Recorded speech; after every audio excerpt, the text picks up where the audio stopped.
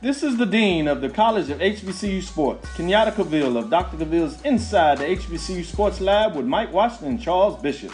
Come mix it up in the lab where the course lecture is in session every Tuesday from 6 o'clock p.m. Central Standard Time on Facebook Live, YouTube Spreaker, or the BCSN app, as we discuss all things about the HBCU sports culture, including exploring the week that was in the sporting HBCU diaspora, as well as the upcoming week of HBCU sports.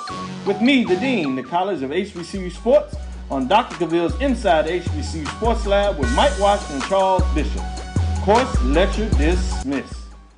Are you hungry for authentic Caribbean food like jerk chicken, oxtail, red snapper, shrimp, tofu, and rasta pasta? Well, find your way over to Mango's Caribbean Restaurant, 180 Auburn Avenue, right next to Royal Peacock in downtown Atlanta. Them belly full, but we hungry. Mango's Caribbean Restaurant, open daily from 11 a.m. to 10 p.m. And on Friday and Saturday, we're open till 4 a.m. Come to Mango's and put some spice in your life. Oh, we've got a good thing going. Mango's Caribbean Restaurant, 180 Auburn Avenue, right next to Royal Peacock in downtown Atlanta. For more info or directions, call 404-698-3992 or log on to mangoscaribbeanrestaurant.com. For instant coupons, text MANGOS to 313131. Tell your mama hungry, papa hungry, brother hungry. Mango's Caribbean Restaurant, authentic Caribbean cuisines. Open up the door, tell your mama hungry. Charmin Ultra Soft has so much cushiony softness, it's hard for your family to remember they can use less. Sweet pillows of softness. This is soft. Holy Charmin. Oh, excuse me. Roll it back, everybody. Sorry. Charmin Ultra Soft is so cushiony soft, you'll want more, but it's so absorbent, you can use less, so it's always worth it. Now, what did we learn about using less? You gotta roll it back, everybody. We all go, why not enjoy the go with Charmin? From novice to aficionado, find yourself here. High quality cigars plus personal customer service. Slow Burn is Waco's only mobile cigar lounge, featuring a meticulous, curated collection of premium cigars. Visit our website, www.slowburnwaco.com. That's www.slowburnwaco.com. For 200 years, Montgomery, Alabama has been making history by people who had the courage to stand up for change. Today, this riverfront city has been reborn, embracing the past and looking forward to the future. From the National Memorial for Peace and Justice to the stage of the Alabama Shakespeare Festival, this is where history was and is made. We are proud to call Montgomery home, and together, we can be the change.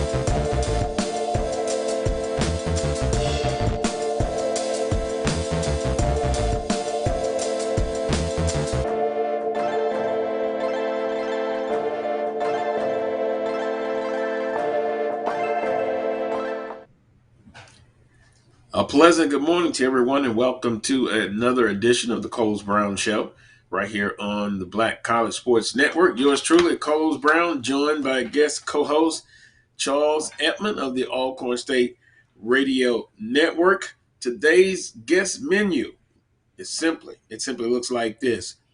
In hour number one, he's a head football coach at Southern University. Coach Eric Dooley joins the Coles Brown Show. And then following Coach Eric Dooley, that'll take us up to the top of the hour. In hour number two, Coach Van Pettaway. He joins the Coles Brown Show to talk Southern University basketball, Southwestern Athletic Conference basketball. Sometimes we get into a little bit of NBA, but he's the basketball analyst for the Coles Brown Show. And then last but not least, Brandon B.J. Jones of Inside HBCU Football. who will be on the show to discuss of his choosing Southwestern Athletic Conference football recruiting.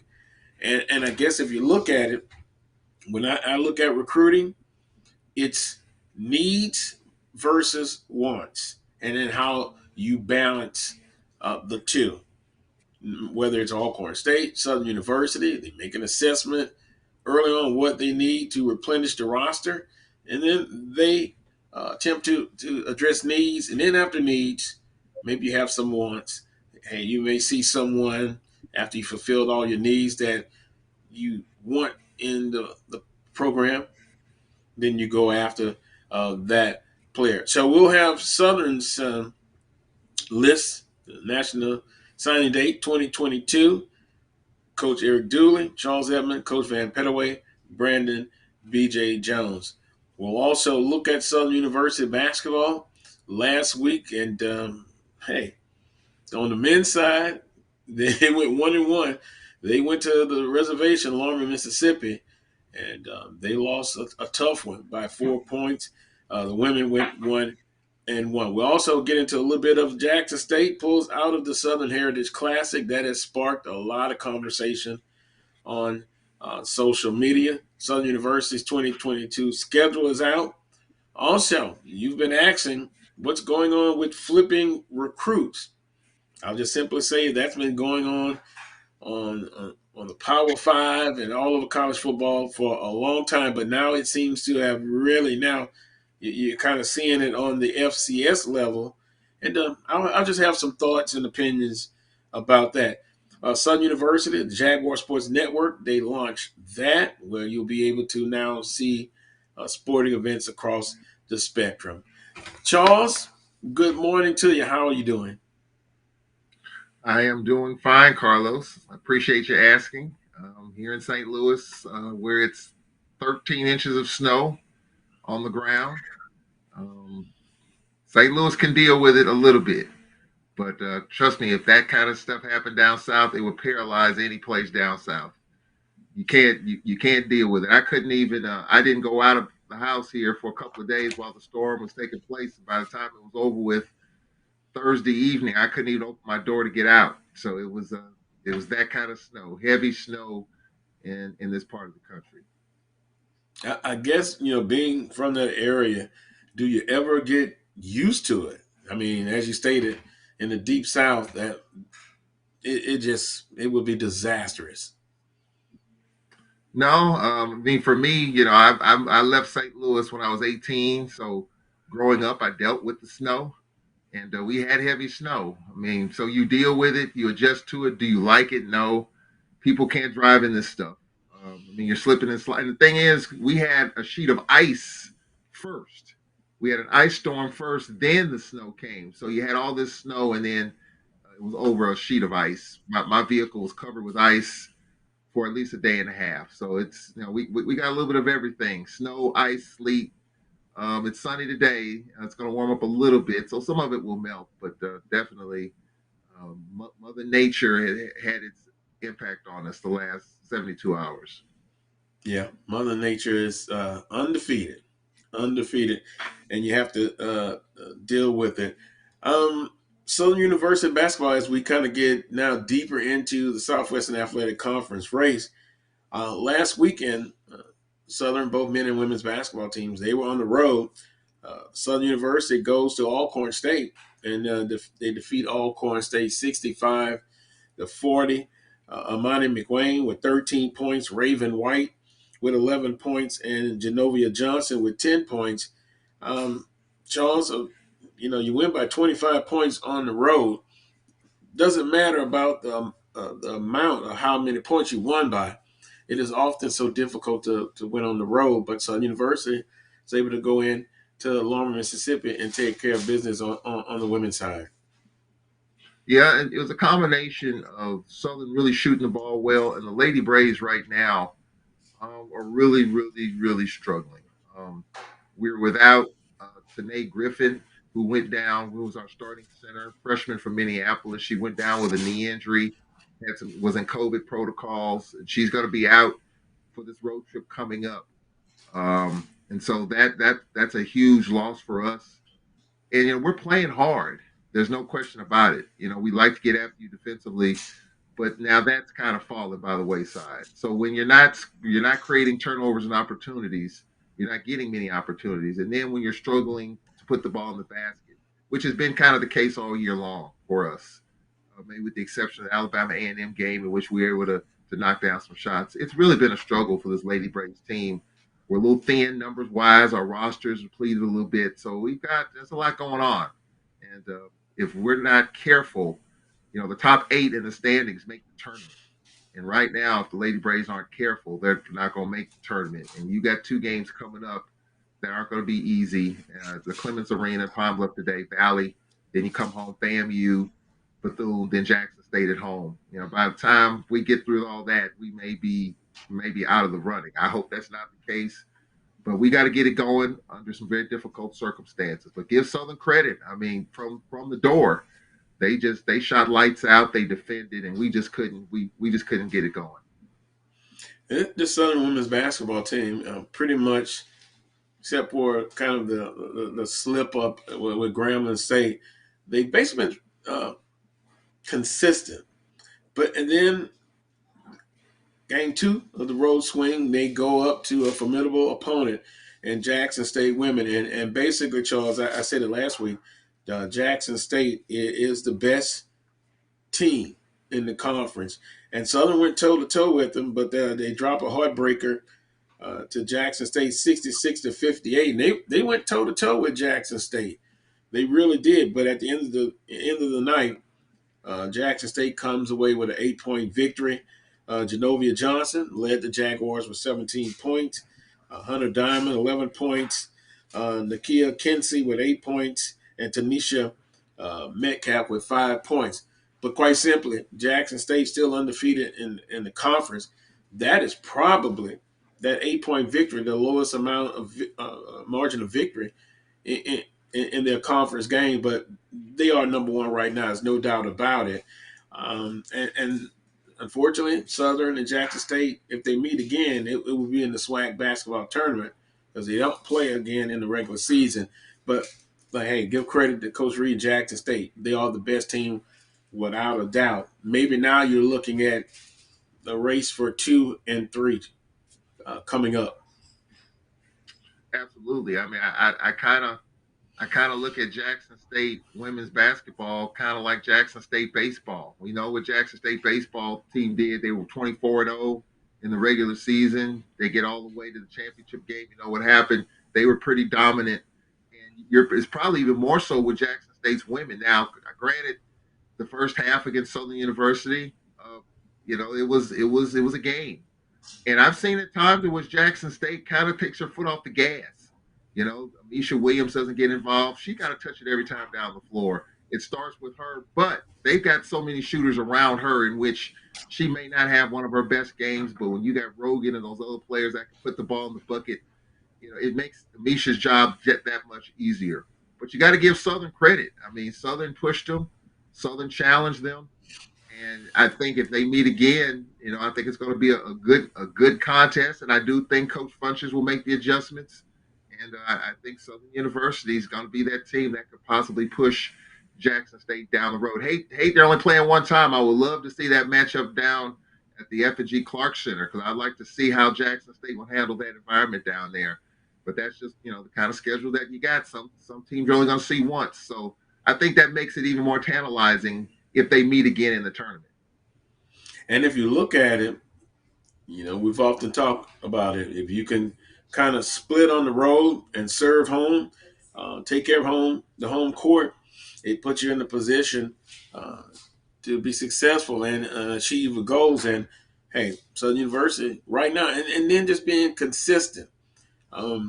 If they're to face Jackson State again, with Jackson State being the better team, there's a chance on any given night or day that, hey, a basketball team can be defeated, but we give props to Jackson State. Now, over on the men's side, and I must admit this, Charles, I knew it was going to be a battle. History tells us it's always been tough, both for the women and the men's team coming into Lorman, Mississippi. But the Jaguars They were down by 11 at half to Alcorn State. And then in the second half, they outscored the Braves by 7. Thus, they lost by 4 points, 68-64. Jaden Sadler, 18 points. Terrell Williams Jr. with 12 points. And the Jaguars, actually, from the field, they shot 50%. Alcorn, 38%. From behind the arc, 40% for the Jaguars, 27% for Alcorn State. But it wasn't enough. And, boy, Alcorn State was really happy after that game. I kind of saw on social media what a celebration in the locker room. Hey, you give credit. Jaguars, first half doing them, 11 points. You get outscored by 11 points. In the second half, you outscore Alcorn by 7. But you can't make up the difference. Big win for Alcorn State on the men's side. Yeah, it was. And Landon Bussey previewed that game as a championship ball game coming off the Florida trip, knowing that was a first place battle. And so, we dealt with one, first place team in Texas Southern, and then you dealt with another one that was kind of struggling, but still a championship team in Prairie View. And so he previewed that Southern game as a championship game. And look, Carlos, the game was won at the free throw line. If you go inside the numbers, Southern was 4 of 7, and the Braves were 25 of 28. Oh, my goodness. Plus 21 from the free throw line. So think about that. You battle back from 11, which Southern did, grab the lead, actually, and yet you were minus 21 in makes from the free throw line and still had a shot.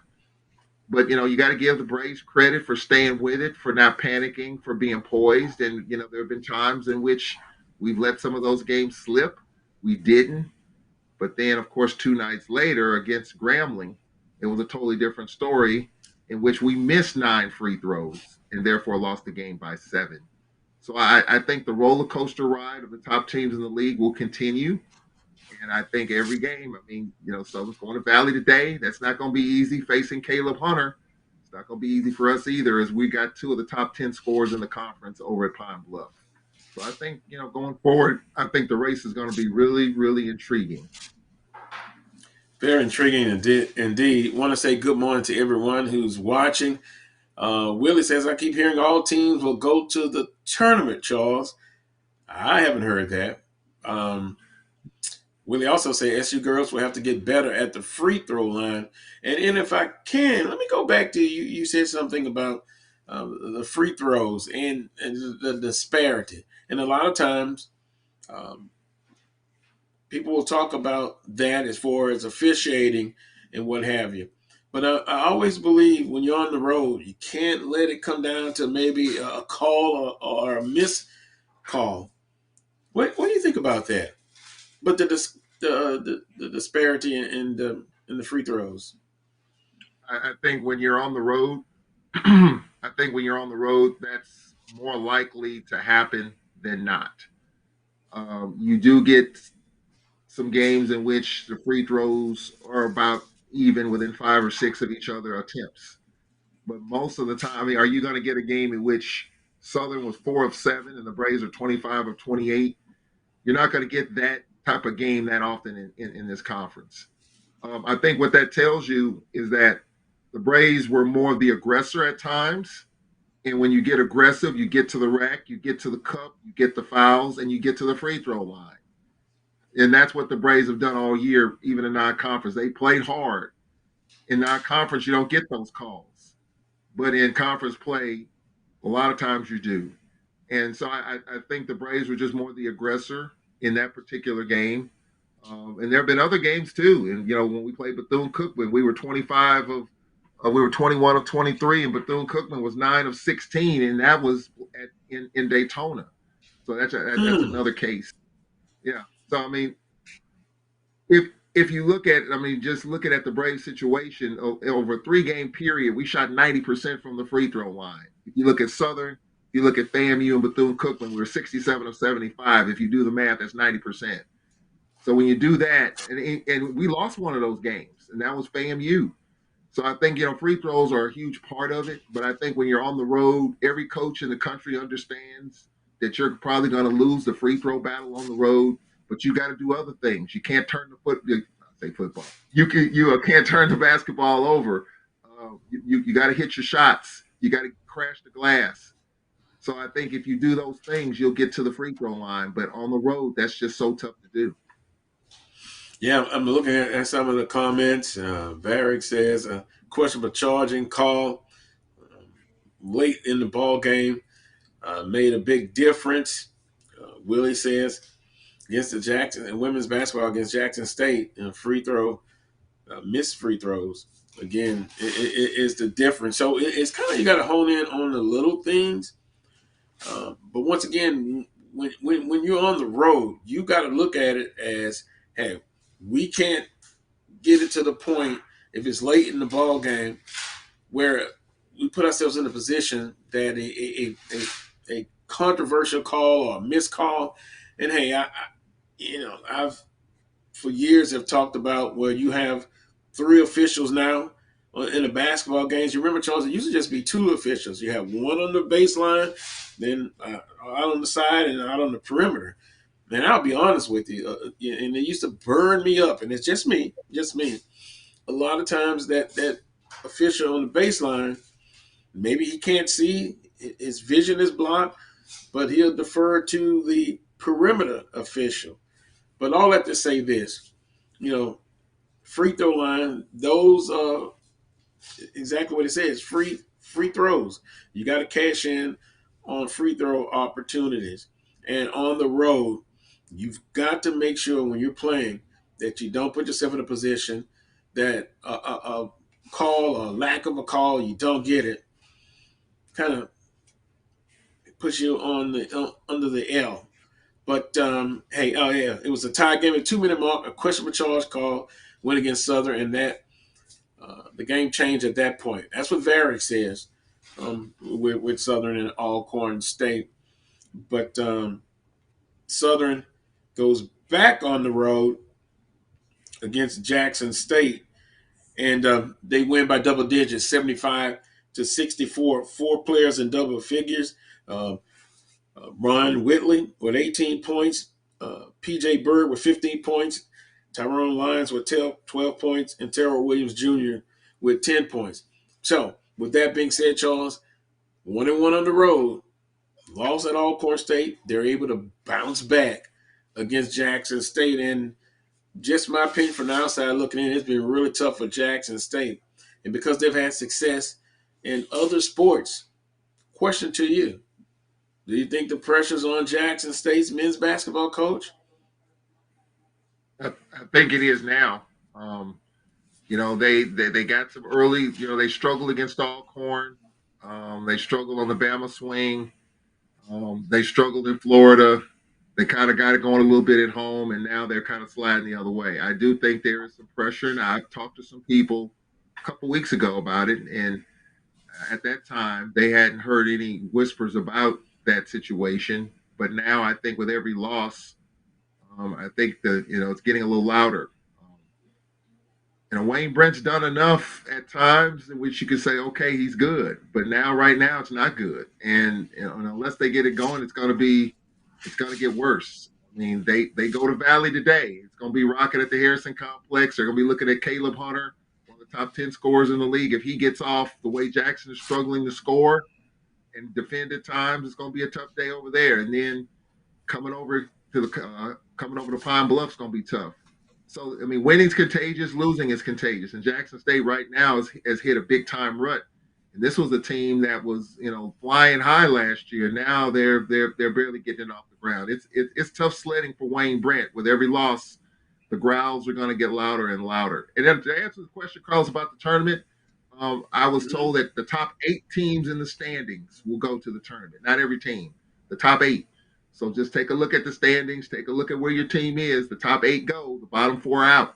And right now, our Lady Braves are struggling to make it to the top 8. We were 3 games out of that 8th spot going into today's game. So it's Lady Braves got to get it going and are banged up right now and shorthanded. But the top 8 teams are going to make the tournament from what Nate Kilbert told me the last couple of weeks. Well, then that's kind of how it's been in previous years, albeit now SWAC basketball tournament is in Birmingham, of course, And we'll take a look at the men's and the women's standing. On the men's, you got a real tight race. There are 4 or 5 teams. On the women's side, it's JSU. Women clearly the leader, but you're going to have some position battles for 2, 3, 4. And so it's going to be a very interesting as we continue to race now with new teams in the conference. You know, I keep thinking about Southern and Alcorn State travel partners. That's not the case. Southern and Grambling State. Usually we say at this point of the conference season, you're at the midway point, and then you're heading toward the 3/4 part of the conference season. But now if we kind of look at as far as Southern University today, they're back home, and they've got Alabama A&M, and then Monday night Alabama State. So they're going to have to, of course, be focused on playing at home. And I think when you're on the road, from a mental standpoint, you're more together. It's you against the world. And once again, if you can play 500 or better on the road, and then you play extremely well at home and win out or win 95% of your games, then you're going to be in a position for one of those 8 seeds as it is tonight, right now. Both Southern women and men's basketball team are in the tournament, but you want to play for position going forward. You sound like Landon Bussey, Carlos. You must have been at Alcorn the other night when we lost the game, and of course Landon Bussey was disappointed, but knowing he's got to go on the road, he said we'll play better on the road. And what you just said there is kind of the sentiment of some coaches. When you're on the road, you have more control of your team. Not saying you don't when you're at home, but the schedule's tighter, the travel schedule's tighter, the itinerary's tighter, and so you have your team more confined and more focused. So I think that's and I think we saw that in the early part of the season where you had more road teams winning than home teams the first part of the season. That's kind of evened out a little bit, I think. But when you're playing on the road, it's definitely a little bit more focused because you can have the doors blown off of you if you're not ready to go on the road. But Southern's got to, Southern I think is in a good position. I think the Braves are in a good position. The surprise team right now, Carlos, is FAMU. They won 7 in a row. Who would have thought that coming in? FAMU winning 7 straight, and they're winning games in all kinds of different ways in tough venues. That's a team that nobody's talking about. We're talking about TSU and Alcorn and Southern, but no one's talking about FAMU and the job that they've done in the first year in conference play. So that's another piece of this that we'll have to kind of unpack as we get down deeper in the year. Well, it'll be interesting. They're on a 7-game winning streak. Yep, they're hot right now. I know Southern went down and defeated FAMU. But hey, they're doing great right now. And again, I on the men's side, you literally got 4 teams vying for that number 1 position. So it'll be very interesting to see how it all plays out. I know this: you cannot afford a loss at home, and on the road, again, you've got to at least be 500. Get a split. And in cases where you can win both times on the road, that is lanyard. That really is. If I could, Charles, some other notes, and it was very intriguing. Jackson State pulls out of the Southern Heritage Classic. They're under contract. The promoter says not so fast. And we talked last week about Birmingham as a site for Southern and Jackson State playing when they roll off as conference opponents on the schedule. Jackson State playing University of Arkansas Pine Bluff. But now it's a legal matter. And I talked to one of my colleagues, Charles Bishop, of the pregame show. And basically you were looking at all of the years that the Jackson State has participated in that.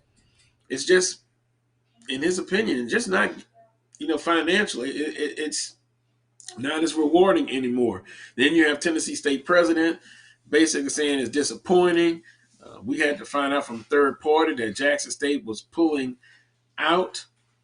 Wow. It's never a dull moment in the Southwestern Athletic Conference. But Jackson State is pulling out. They've identified to Tennessee State that, hey, we're pulling out the Southern Heritage Classic. Very interesting. As the SWAC turned, Charles. Yeah, when I read that, I fell off the couch.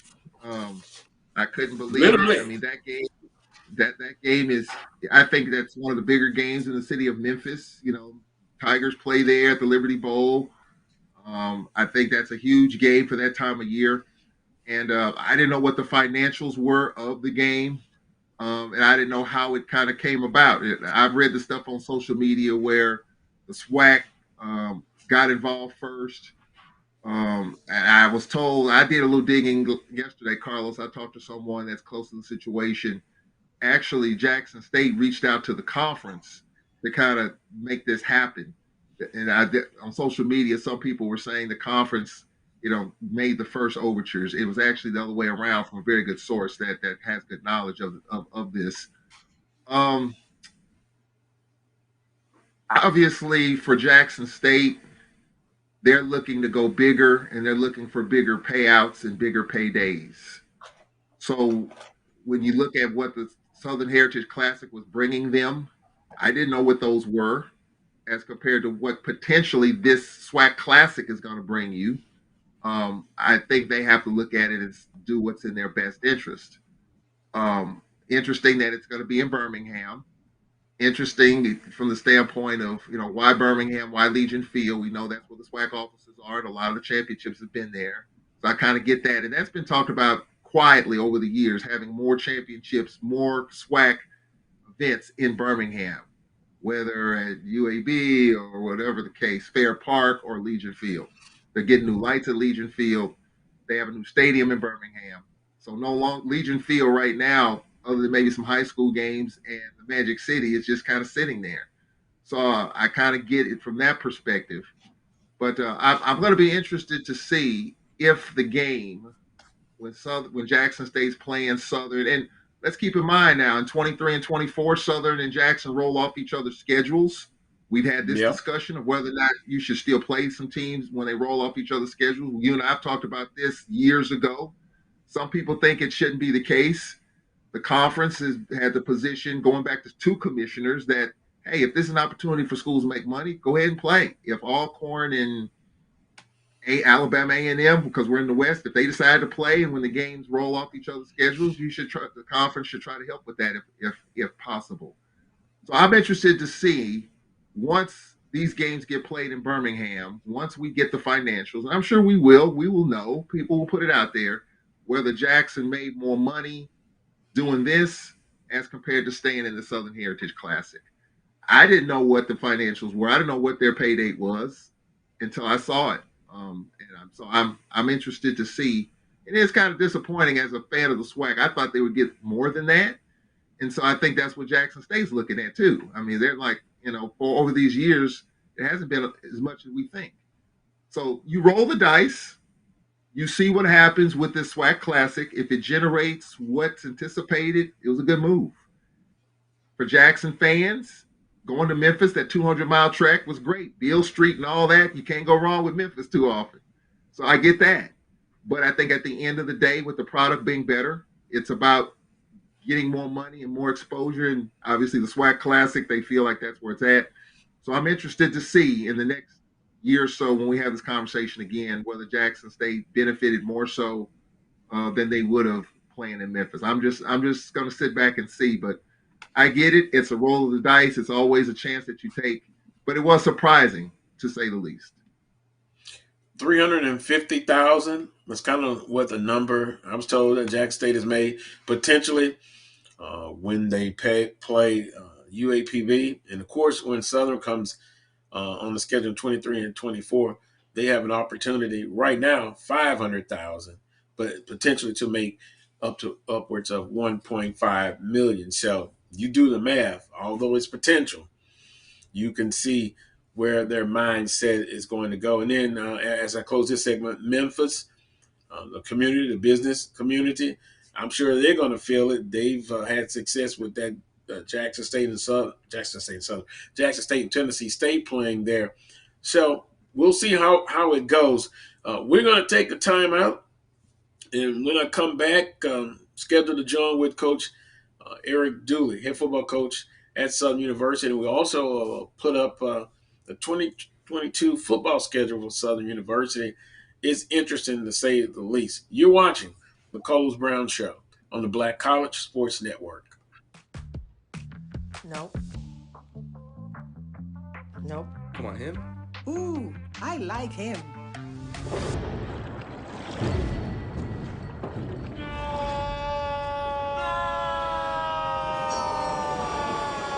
Quick, the quicker picker-upper. Bounty picks up messes quicker, and each sheet is 2 times more absorbent, so you can use less. He's an 8. He's a 9. Bounty, the quicker picker-upper. Oh, that spin class was brutal. Well, you can try using the Buick's massaging seat. Ooh, yeah, that's nice. Can I use Apple CarPlay to put some music on? Sure, it's wireless. Pick something we all like. Okay, hold on. What's your Buick's Wi-Fi password? Buick Envision 2021. Oh, you should pick something stronger. That's really predictable. That's a really tight spot. Don't worry, I used to hate parallel parking. Me too. Hey. Really outdid yourself. Yes, we did. The all-new Buick Envision, an SUV built around you, all of you. The Cuvée Group is a Florida-based marketing and training consulting firm. We help businesses communicate to their target audience and engage them in conversation. We also help to expand their audiences, which will ultimately result in growth for those organizations.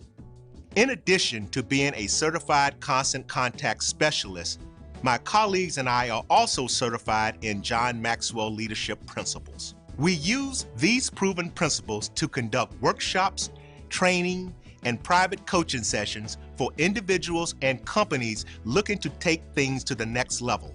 Contact us to schedule a free consultation.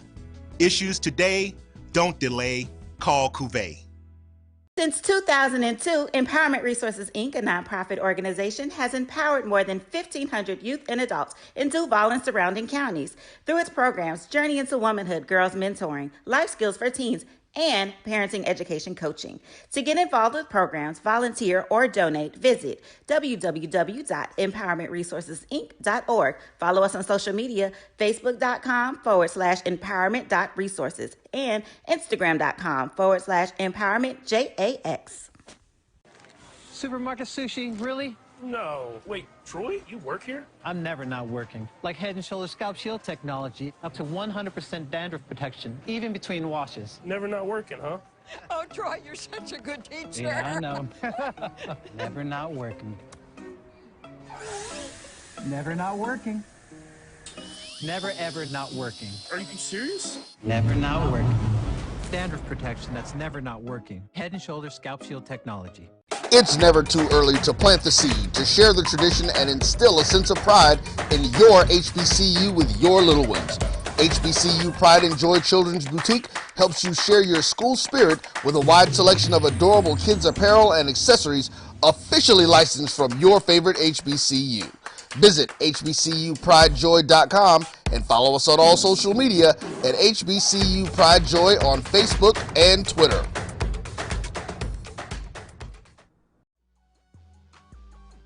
This is the Dean of the College of HBCU Sports, Kenyatta Cavill of Dr. Cavill's Inside the HBCU Sports Lab with Mike Washington and Charles Bishop.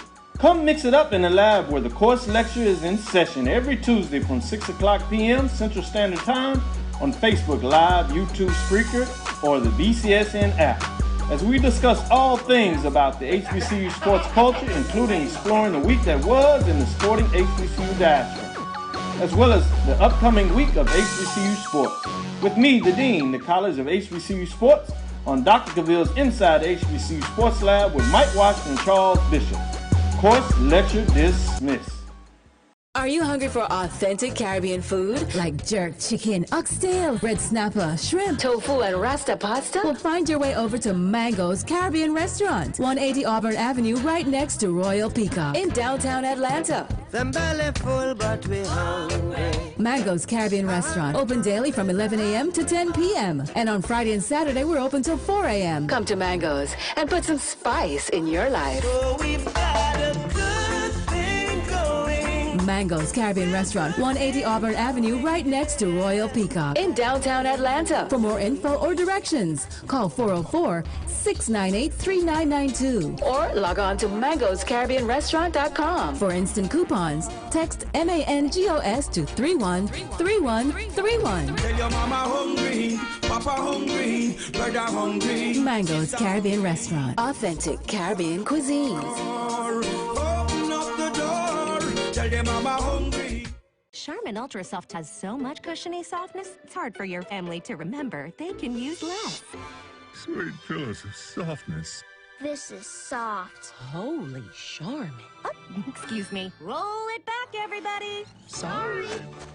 Charmin Ultra Soft is so cushiony soft, you'll want more, but it's so absorbent, you can use less, so it's always worth it. Now, what did we learn about using less? You gotta roll it back, everybody. We all go, why not enjoy the go with Charmin? From novice to aficionado, find yourself here. High quality cigars plus personal customer service. Slow Burn is Waco's only mobile cigar lounge, featuring a meticulous, curated collection of premium cigars. Visit our website, www.slowburnwaco.com. That's www.slowburnwaco.com. For 200 years, Montgomery, Alabama has been making history by people who had the courage to stand up for change. Today, this riverfront city has been reborn, embracing the past and looking forward to the future. From the National Memorial for Peace and Justice to the stage of the Alabama Shakespeare Festival, this is where history was and is made. We are proud to call Montgomery home, and together, we can be the change.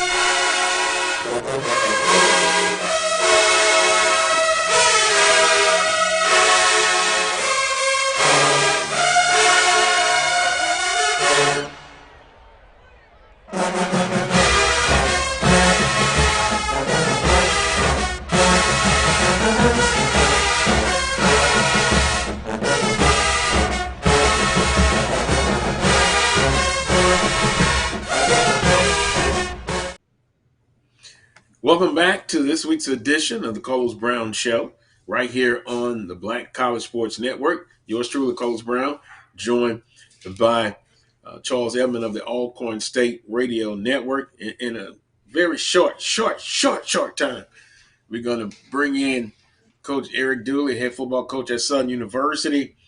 We're going to put up the schedule, but Charles, Coach Dooley, also not only the schedule has been released, and also we're going to ask him about National Signing Day 2022. That's we will talk with him about that and several other topics here on the Coles Brown Show. And if we're ready, we'll bring in Coach Dooley right now, who's been a very busy man. Coach Dooley, good morning to you, sir. Good morning to you guys, and thanks for having me. Oh, it's always a pleasure, Coach. We got several things to talk about, but one, National Signing Date has come and gone. Talk to us about the class, and when we talk about recruiting, I know I always look at needs versus wants. But your thoughts on your first signing class at Southern University as head coach? Well, of course, I'm very, very excited about the class that we were able to bring in. I thought it hit our immediate needs.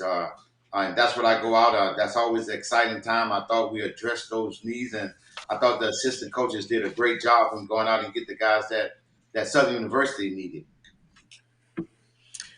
Coach, wide receiver, we get a lot of questions about that. Quarterback, the trigger man, but if you look, even in December, Coach Dooley and staff, they went after defensive help. And I'm sure that's because you were able to assess the needs of this Southern University football team. Talk about that going on the defense side. And I put it that way, Coach, because you're known as the offensive guru.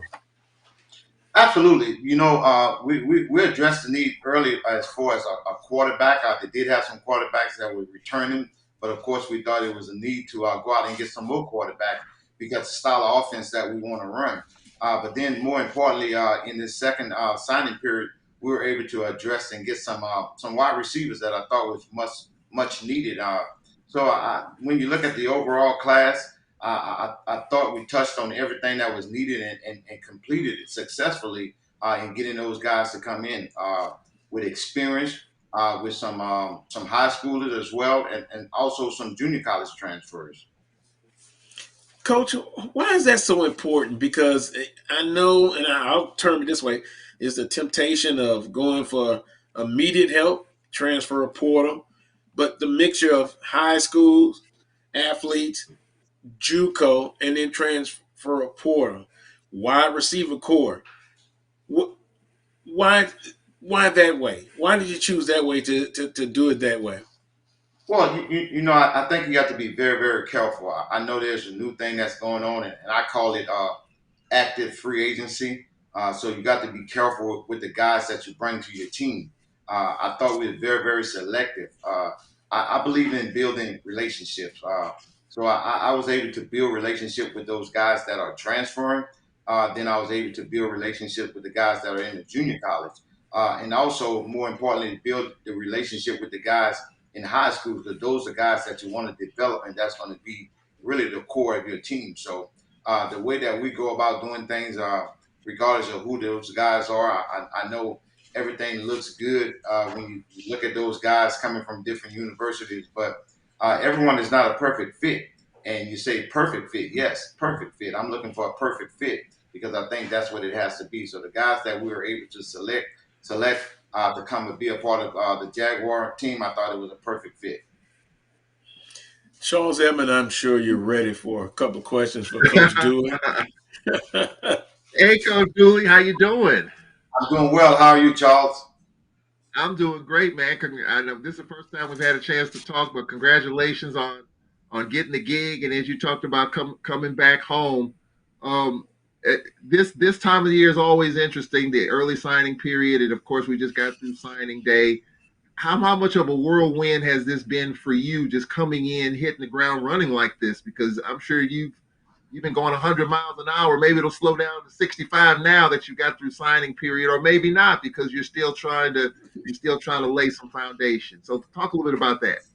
Well, I pride myself on always being able to recruit. So having to come in and hit the ground running, I didn't think it was a huge adjustment, because that's something that I do regardless of what. I'm going to always recruit because that's something I love doing. And I know that's the nature of this business right here. But I don't look for it to slow down. I think recruiting is 24/7 during the 65 days of the year. Yeah, we have to go within the confines of the rules of what the NCAA requires to do, but we're always going to have our hand on the pedal for when it comes down to recruiting. So it hasn't been a huge change. I've always recruited in the state of Louisiana, so that was a sense of normalcy for me.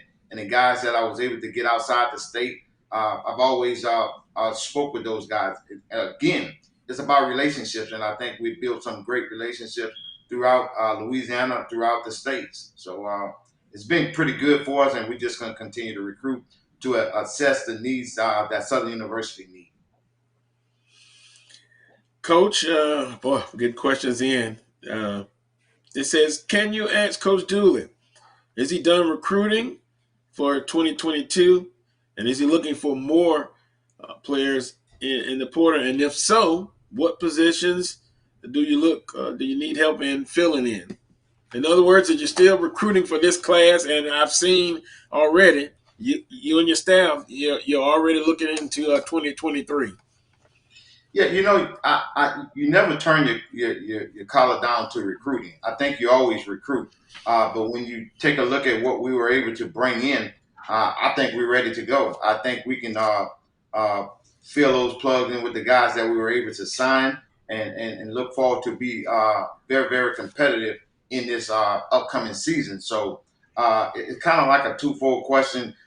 Yes, I'm completed, but I never stop recruiting. Just the nature in me, I'm always going to look at guys. You're always looking to get better. But right now, we can load this wagon up, and I think we can compete on all levels. Visit with Coach Eric Dooley, head football coach at Southern University, here on the Coles Brown Show.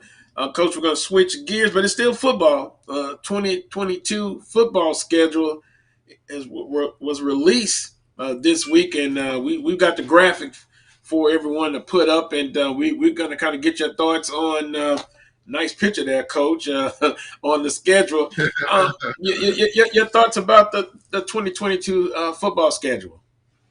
Well, you look at it, it's going to be challenging always, because when you think about what we have in our conference is a very, very competitive conference. So it's always going to be challenging. But when you take the looks of LSU, the second week of the season right here in Baton Rouge, that's going to be challenging within itself. You're talking about two new coaches coming to Baton Rouge, get a chance to face off the second week of September. But then you talk about the Florida Memorial. I know it's a new team, but you know that they're going to be ready to go to play at Southern University. I think when teams play Southern University, they're going to be at their best. They have an opportunity to play against a team such as Southern University. So I love the schedule. I like the fact that we have 5 home games. It couldn't come at a better time. You're talking about a not new to the area, but a new head coach to get a chance to play 5 home games. You couldn't ask for a better schedule. So very challenging schedule, a schedule that I look forward to playing out. And I'm sure that I know that the Jags will be ready to go. And, Coach, when you look at the first conference game, Texas Southern University, Arlington Classic, then get ready. When you go back to Prairie View in October, you'll probably get a lot of questions about how do you feel about this, Coach. But if I know Coach Dooley, he's going to be more concerned about having his team prepared. And then, of course, you have FAMU. Alcorn State comes back again. And then Jackson State, Coach, that's on October 29th, my birthday. I know that'll be a great present for me with a win there. And then you got FAMU. So conference is what it is. And I'm sure you guys will be up for the challenge. Absolutely. You know, I'll just have to be honest with you. Right now, the only concern that I have right now is Florida Memorial. That's the first game. Yes, sir. My thing is just to go 1-0. You know, what's behind us, in front of us, I has no major concern. When we get there, we'll be ready to go at that point. But right now, we just need to go 1-0. Right now, we just need to go 1-0 in this spring right here to have a successful spring practice that's starting off right now with the winter conditioning. So those things are very, very important. But we have a very veteran staff that understand what's important right now. We always take the acronym of WIN. You know, everybody think win. You say win, win. No, what's important now? What's important right now is getting these Jaguars ready to compete, and we will be ready to go. Spring practice, March 16th. What are you looking at as far as getting your team ready, and are there goals to be accomplished in spring football? To get them ready to play our brand of football, and that's going to be 60 minutes, playing fast and physical. Our strength coach are getting them going right now. Those guys have been going for the last 2.5 weeks, so they understand what we're looking for, and that's to play fast. But also, I do understand playing fast, but you got to be physical as well. You know, I was brought up under playing 60 minutes of football, so those guys are getting prepared for it. So we're looking for to make sure that those guys can pick up our system, play it the way that we want to play, and have fun at playing it, because that's what it's all about, having fun. Charles, I'm going to defer to you for a couple more questions for Coach Dooley. Well, Coach, you know, obviously, you know, the SWAC has changed a little bit. I mean, I see you got the late Eddie Robinson behind you, and we all know what's going on at Grambling and the talk. Hugh Jackson is what he's got there, and the recruiting and the NIL stuff. Alcorn coming to you. talk a little bit about what you see in this Western Division, because for me in Alcorn, you got a new quarterback. Trigger Man's not there. Obviously, we signed a quarterback and a guy from Tech, Aaron Allen. It's going to be an interesting Western Division. Talk a little bit about that. Just the race, Grambling retooling, Alcorn retooling, Southern retooling. Talk about the just the race overall and the competition, the Wild Wild West, as I like to call it. And I'm sure you probably think about it as well. The West have always been like that. I've always all my career I've been on the West, so it always been very, very challenging on the West. So nothing has changed. It has gotten better. To play on the West, you're going to have to win some football games. Back coming up with the Pete Richardson era, you lose one game on the West, you're pretty much out. So it's still the same thing right now. It's still competition at its best right now. So I look forward to it. I think that's how it should be. It should be very, very competitive. But the whole conference is very competitive. So I look forward to it. The West, I do know that Alcorn is on this side right here. They're a very challenging team, a team that's used to winning, accustomed to winning championships.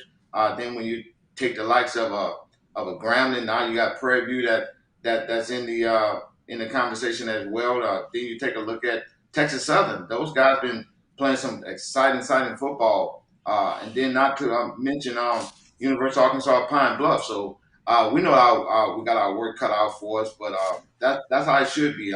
So I look forward to the challenge on the West as well as the East. Well, I know, Coach, you're I'm sorry. No, go ahead. Well, I was going to ask you about the quarterback position there at Southern. You're known as a quarterback developer. Ken Kincaid at Grambling, Jalen Morton at Prairie View, Pass at Prairie View. When you look at your team, Southern University, how do you see this quarterback position playing out for your team? What are you looking at there? Well, we got a guy in Bubba McDaniels. He was here. Young man plays some good football. He's going to have opportunity as well. We brought in a young man by the name of Deshaun McCray. We feel very, very good about these guys that can come out and see what they're going to be able to do this spring right here as completing. We had a freshman in the young man Blood. So we got three capable quarterbacks that are here. We're going to see how it's going to pan out. And then we have one that's going to come in the fall that we were able to sign as well. So I feel good about the competition at the quarterback ranks, the guys that what they can bring to the table. Now it's up to us to coach them up. The talent is there. Now we just got to coach them up and get them ready to play some exciting football. Coach Dooley, what will be the ultimate criteria for you to choose who starts? I know it's going to be one in practice. Is there anything particular that you're going to be looking at for, say, maybe who can have command of the offense the best? Well, you can say that because everybody have different styles. When you say command of the offense, you got some guys that are vocal. You got some guys that's not vocal but short on the field. So we're just looking for the guy that can come in and grasp this offense and have it playing at a high level. That's what it's all about. I think in all three of those guys that I mentioned, those guys can make the throws. They can run the offense. They can do the things that I love doing for us, the RPOs. It's so many different things that comes in. I feel I got a guy that's coaching that position that can demand the best out of all three of those guys. So I look forward to the challenge, to the competition. I think it's going to be fun. But I do know whoever take the helm at the quarterback, be ready to go and going to play some exciting football and win some games for the Jaguars. And Coach, the last time we talked to you, you hadn't quite yet finished out your staff. Now you have. Talk about your staff, and man, it is so important to have good people around you that and you can trust and help you run a football program. But talk about the staff now since it's complete. Yeah, I'm excited about the staff that I was able to assemble here. I think it's they're very challenging for these guys right here that I was able to bring in. When you bring in the likes of Terrence Graves, that's been around the conference for so many years, won a lot of championships. They're very knowledgeable of the position. He's coming in as the assistant head coach. linebackers coach and special team coordinator. So I'm very excited to have him. And then you talk about Henry Miller. He and I have been around for a long time as well as a defensive coordinator, very familiar with this area. I got so many guys that that I can just go on and on about. When you talk about DeMarcus, I'll have to say the whole name, DeMarcus Boo Boo Miller, coming back to coach likes of the interior of the defensive line, along with a very, very passionate Lee Allen Clark that's going to coach the ends. So I'm excited about that. And then you bring a guy that also well known in the SWAC as well, Sean Wallace, to rear up the defensive secondary. So I'm very excited about what we bring on the defense side of the ball. And then you go to talk about the offense. Talking about another guy that's very, very well known with the Jaguar folks, Daniel Nivens, that's going to coach the offensive line, had opportunity to come back. And then you're talking about Chris Brown that was here but played within the same offense right here. So he does understand the offense. Bring the young man, Devin Fosserman. He was with me at Prairie View. I coached the receivers this past year. They're familiar with it. His brother played here.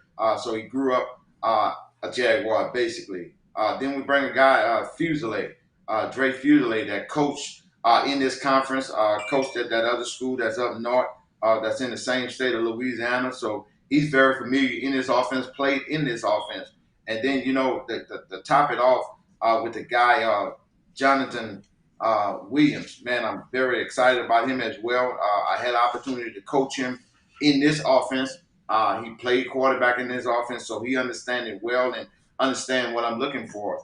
And then right now, I'm the signal caller. But I'm going to call it, but got so many guys on this side of the ball that's capable of calling this offense as well. So I'm excited about the mixture that we brought to the table with the coaching staff, and then a guy who really is my director of football operation as well as my recruiting coordinator in Rick Jackson, and he has an assistant as well in Earl Mackey. So I'm excited what we have right now.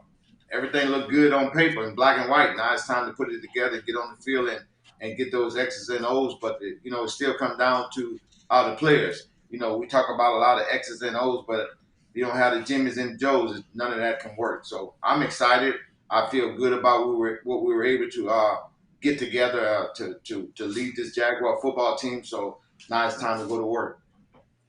And Coach, you're talking about going to work. I mean, as you phrase it, the school up north, you have a lot of schools that are coming into Louisiana because it's a rich, as far as talent-wise, in Louisiana.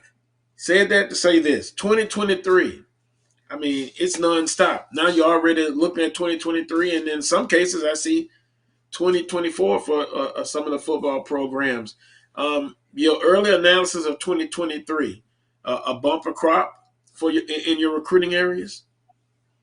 I always I do reach out and look forward to class of 2023. I think it's very important, but right now, I think what's important now is the guys right now. What can we assemble? It's a new era when you talk about college football. So you got to make sure that you don't go out and offer guys that cannot come in and help you because you don't know what your needs are going to be because of the landscape of college football right now. I do love what we have coming back. I think we have a team that is young, and that got to right now grow together. And I feel real good about it. But we're gonna beat the bushes. That's no question about it. I love recruiting. I've always recruited the state of Louisiana, so north from south to north. So it doesn't matter what's going to take place right there. And then I recruited outside of the state of Louisiana. So I feel good about what we have on our board. Very, very challenging. I challenge the coaches to go out and fill their room because you got to be able to fill your room to compete. So that's on all aspects. So I love where we are right now. I love where the Jaguars are at right now and what we can bring to the table. Coach, a couple more questions. Say, what's your biggest challenge to success right now? Talent or, what was the last part of that question? Talent or what was it, Charles? Funding. Okay. Yeah. Well, I'm excited to be back here in this. We got a lot of guys that I had the opportunity to coach, and Coach Grave had the opportunity to coach, and they're willing and able to do some things to help this program. Of course, there's always a need. I think I say Coach Banks, but let me say it in perspective. AD Banks, he's doing a great job to make sure that we have what is needed to run a successful program. So I don't get into the money aspect. I just need to get on that football field and coach what I can do best right there. And I think the rest is going to take care of itself. I feel good about what AD Banks is doing for us, and I'm very, very confident that we'll have what's needed to be successful. And speaking, we got another one, Coach, and we appreciate the time. We're going to wrap it up with you. I say Mr. Greathouse. Darren says, ask him about Jason Greathouse and tremendous junior college player of the year. What does his impact have on Southern University's 2022 recruiting class? It's a huge impact. It's a start of what we want to bring back to Jaguar Nation. That's Dog Day D. So that's part of that right there. We have a young man that's already here in Jordan Lewis that did some exciting things. Audrey that's doing some exciting things. But to add a guy of the magnitude of Greathouse, I think it only gets better. So and not just Greathouse, some other guys that we got here that's gonna come up and to make sure that Dog Day D is there. Just can't give the name; you got to earn that name. So we do understand that. But a guy of that magnitude to get after the quarterback like he does. I can't wait. I'm excited. I'm an offensive guy, but I can't wait to sit back and see him pin his ear back and go get that guy. Go get the quarterbacks. They're very excited about what we plan on doing. I know Coach Miller excited as well with the tools that he have to be able to go out there and display the defense and get them going. So that's what it's all about, getting guys that can compete and guys that are going to play at a high level for us. Well, Coach, appreciate the time. We probably could go on another 30 minutes, but I'm respectful of your time here on a Saturday. You and the family continue to be blessed and be safe, and get ready for spring football that's coming. And it's interesting, Coach. Football now is 12 months of the year. There's never really a rest period, but we appreciate the time coming on the show, and we look forward to this upcoming 2022 football season. Absolutely. I'm excited. My wife always told me that football was 365 days of the year because I never stop. I think you can't stop because it's very, very challenging out there, especially where our conference is right now. I think we got the best conference in all the FCS, so you got to be ready to go. But we will be ready to go, and I like to end it off by saying, go Jags. Go Jags. That's a great phrase. Thanks, Coach. Thanks, Coach. Thanks for having me. Look forward to it. All right. That was Coach Eric Dooley, head football coach at Southern University. We're going to take a quick time out. We're going to be talking more about the 2022 Southern signees with Brandon B.J. Jones of Inside HBCU Football. But coming up next, we're going to switch gears. We're going to talk some Southern University basketball. Southern University at home against Alabama A&M this evening, and then Monday night, Alabama State. You're watching the Coles Brown Show on the Black College Sports Network. Nope. Come on, him? Ooh, I like him.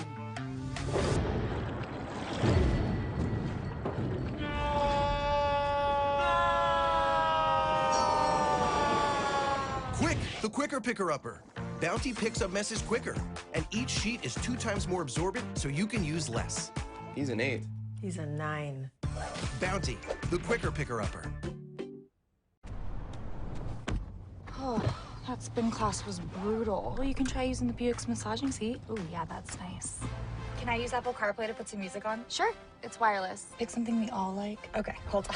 What's your Buick's Wi-Fi password? Buick Envision 2021. Oh, you should pick something stronger. That's really predictable. That's a really tight spot. Don't worry. I used to hate parallel parking. Me too. Hey. Really outdid yourself. Yes, we did. The all-new Buick Envision, an SUV built around you, all of you. The Cuvée Group is a Florida-based marketing and training consulting firm. We help businesses communicate to their target audience and engage them in conversation. We also help to expand their audiences, which will ultimately result in growth for those organizations. In addition to being a certified constant contact specialist, my colleagues and I are also certified in John Maxwell Leadership Principles. We use these proven principles to conduct workshops, training, and private coaching sessions for individuals and companies looking to take things to the next level. Contact us to schedule a free consultation. Issues today, don't delay, call Cuvée.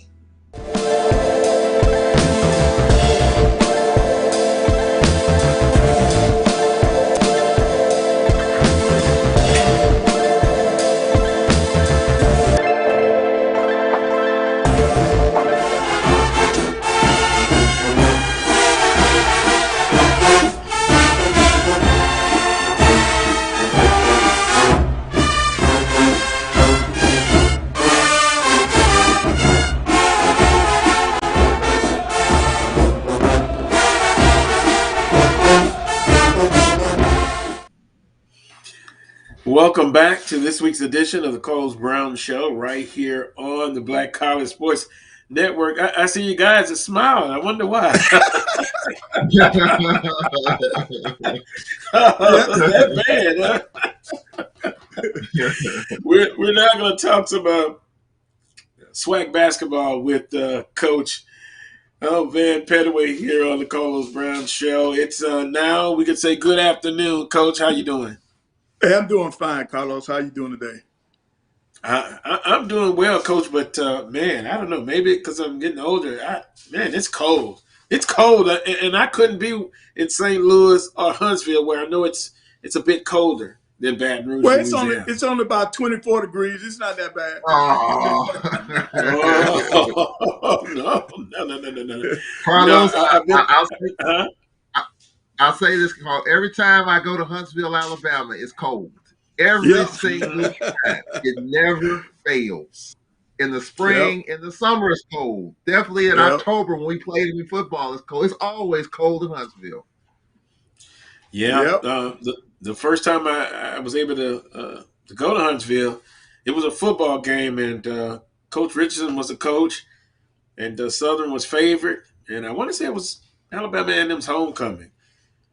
Quarterback rushed for almost 200 yards. Alabama A&M won the football game, and the memory of Coach Richardson after the game, just sitting there, he looked stunned, just literally. and so, but a beautiful campus, very beautiful. And Coach Pettaway, I got a chance to meet the late great Ike Rooks. Oh, wow. Yes, just a beautiful campus. I had a tour. I mean, hey. If I had any kids and they had an opportunity to go, I wouldn't have a problem. Right. Attending beautiful. Alabama A&M. Yeah, beautiful. Beautiful, beautiful.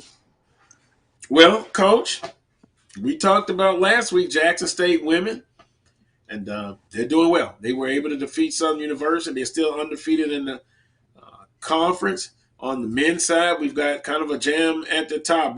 How do you see so far with this race, both on the women's and the men's side in the Southwestern Athletic Conference? Well, on the women's side, I just think that Jackson State's doing an awesome job down there.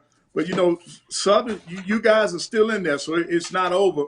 It's going to be a big matchup this weekend. I think with our Alabama A&M women coming into Southern, that's going to be a big game if Southern wants to stay close to Jackson State. But Jackson State, they look strong, man. Their women are playing extremely well. They got multiple people that are contributing. And I just think it's going to be a tough out for the women to catch Jackson State. The Tigers are really rolling. They're on a roll right now. And then on the men's side, man, I really like this. I like the balance that the league is showing right now. You're talking about 4 to 5 teams. You got 5 different teams that could win this championship. I think that the race is so close. It's going to come down to that last weekend before we have a real champion, because there's no clear-cut favorite like we've had in the last 2 or 3 years where Prairie View jumped out there and they were able to maintain their lead up until the end. Well, you're not seeing that right now. There's more parity, and we better keep our eye on Florida A&M now. I got a chance to see them live. They got a good squad. Coach McClellan, he's doing a great job. I got a chance to talk to him before the game, and he had his game plan ready. The success that he was looking for that night against Alabama A&M, it came to fruition because all he wanted to do was slow down the Big Two for A&M, and he felt like he could get out of there. They did that, and they're going to be a team to be reckoned with, and that's why for this week, that game against Texas Southern, that's going to be my game of the week on the men's side because that's a big game. You're talking about number 2 versus number 4, and that's going to go up. That game will say a lot about this race, this conference race on the men's side. On the women's side, Jackson State, of course, 9-0 on a 9-game winning streak. Southern 7-2. They're on a 1-game losing streak, and that was a big one. Coach Pettaway, Southern went toe-to-toe with Jackson State women. And if I'm not mistaken, this is the smallest margin of victory in their current 9-game winning streak. So they don't play again. If they do meet, it will have to be in the SWAC basketball tournament. Right, and that's a long time off because there's a lot of basketball that has to be played prior to that. And Southern, Coach Funches, they just got to keep playing. They got to play with consistency. That's why today's game is a big game against Alabama A&M because they've won 4 in a row, so they're on the roll. And he's got to be able to hold serve on home court. He's at home. He's got to hold serve. This is a big weekend for the A&M women because playing Southern and Grambling, they've got to come out on top. They got to at least split. Grambling's not doing as well this year, but they really need to beat teams that are at the top, and Southern's the next team in line. They got to be ready to play this afternoon. So, Coach Pettaway and Charles, we talked about it, and we use Alabama A&M for example, and Alabama State. Ideally, they want to split this Saturday and Monday, correct? Well, on a normal circumstance, you want to split. But because Jackson State is so far out, Alabama A&M, they need to sweep. This is their weekend. If they want to stay in this race, if they got any hopes of trying to win this thing, they already have 3 losses. They can afford another one. Yeah, 6-3, Alabama A&M, 6-3, Alabama State. But my question to Charles and Coach Pettaway, you continue to try to play well. Of course, that's what you want to do. But in reality, Jackson State undefeated, 2-game lead over Southern University. Isn't it also important not only to continue to try to catch Jackson State, but play for positioning for the Southwestern Athletic Conference tournament? Right. Everybody now should be trying to fight to get away from Jackson State in that tournament unless they're going to meet them in the championship. And to do that, you got to get to that number 2 seed. So that's where the battle's going to come in. That's why Southern's got to continue. That's why A&M, we're already with 3 losses. That's why they can't afford to lose any more ball games. This is a crucial weekend. If you're going to sweep on the road, this will be the weekend that they would have to try to come away with a sweep. Charles, how tough of an assignment will that be? I think it's doable, but with I think Southern obviously had a tough deal at Jackson State. I mean, that's Jackson State's playing in a whole nother stratosphere right now. We talked about it in the last hour. You got Amisha Williams who can just get 20 points and 20 rebounds anytime she gets ready. But when you collapse on her, you got other shooters that can make you pay as well. That's what makes Jackson State so dangerous. I do think positioning is important because in the tournament, you got the 1-8, you got the 4-5 brackets, Yeah. you got all that going on. I think it's important. I think it's important, Coach Pettaway, for me, just to continue to play well and stay healthy. Yep. I Right. mean, one we haven't talked about the last 3 weeks is COVID and these games getting canceled and postponed and forfeit and all that. You don't want that. We haven't had that. Knock on wood. Let's continue. Our women's team had to deal with it, and I had to deal with it recently. But let's just hope the games continue to get played and teams continue to get better.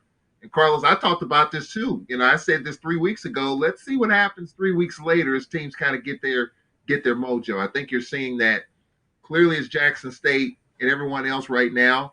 I do think Southern's the best team, but you can't take away Doriana Lewis and Alabama A&M. I mean, she got injured in the Alcorn game, but it looks like she's bounced back nicely. Doriana Lewis is probably one of the most active bigs in this conference. Active, athletic, can run the floor, it goes 1,000 miles an hour. I think she could be a tough matchup when her motor's going right. So I do think there's some small storylines in terms of positioning. But clearly to me, I think if A&M continues to play well, Southern continues to play well, I think that battle for number 2 is still going to be an interesting race to me. Yep, I agree. And then the other thing that Nigeria Jones for Alabama A&M, she's on a roll right now. She's playing well. I think she's led them in scoring the last 3 games. So they're in a good physically. They're pretty healthy right now. Mentally, I think they're strong. This is going to be a very interesting game today in Louisiana. So, guys, if we can group at Southern 7-2, Alabama A&M game back, Alabama State 6-3 in conference game back of second place, Arkansas Pine Bluff, and then Grambling State and Texas Southern all 5-4, 2 games back. So that group, we'll see how they continue to play. Now, on the men's side, from a competitive standpoint, and you got to love it. Southern and FAMU tied. Grambling State 7-2. Yeah, 7-2.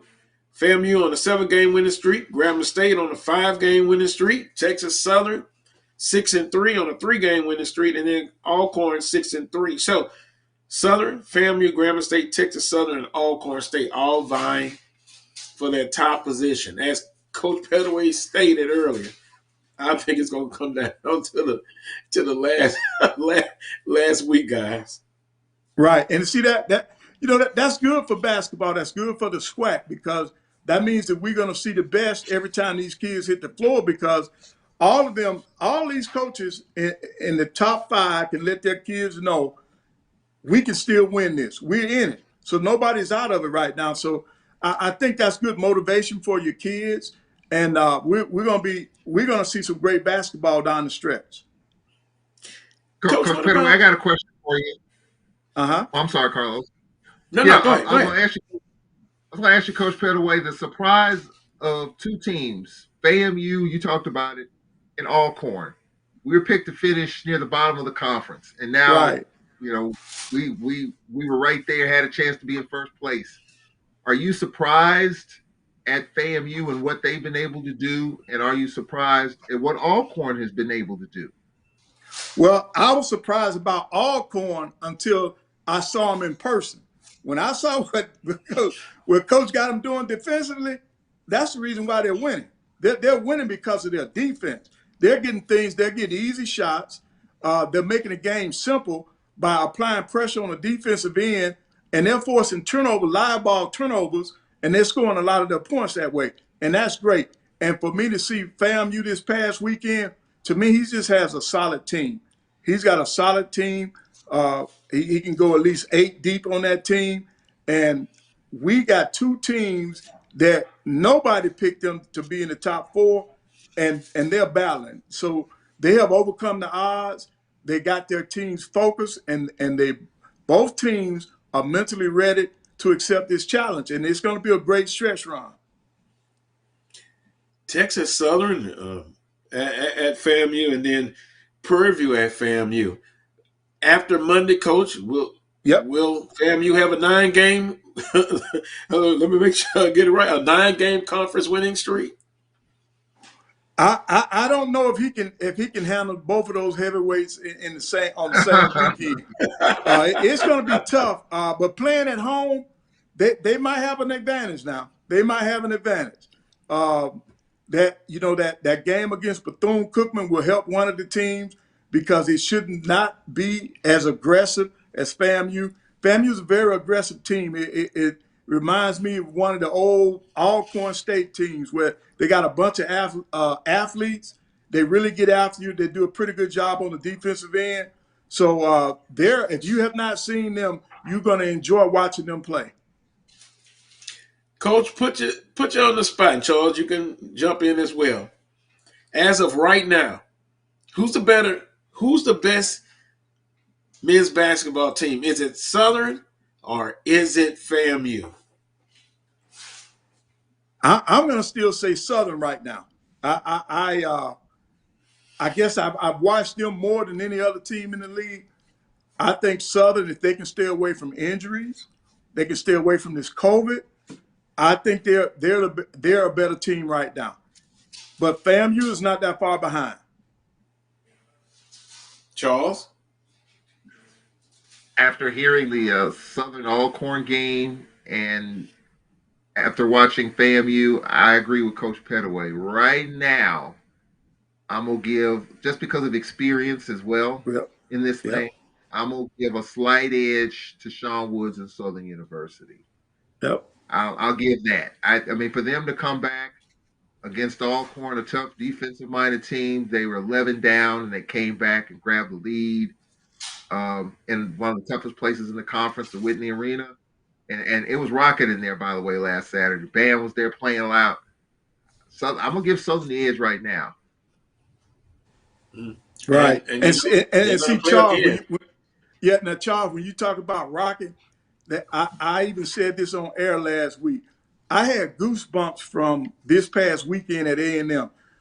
We finally had a crowd. I'm used to the atmosphere at Elmore being to the point where it helps the team, and it did. It motivated the men's team in both games. They gave FAMU a run for their money. They were in that game right up until the end, and then of course they pulled away from Bethune-Cookman.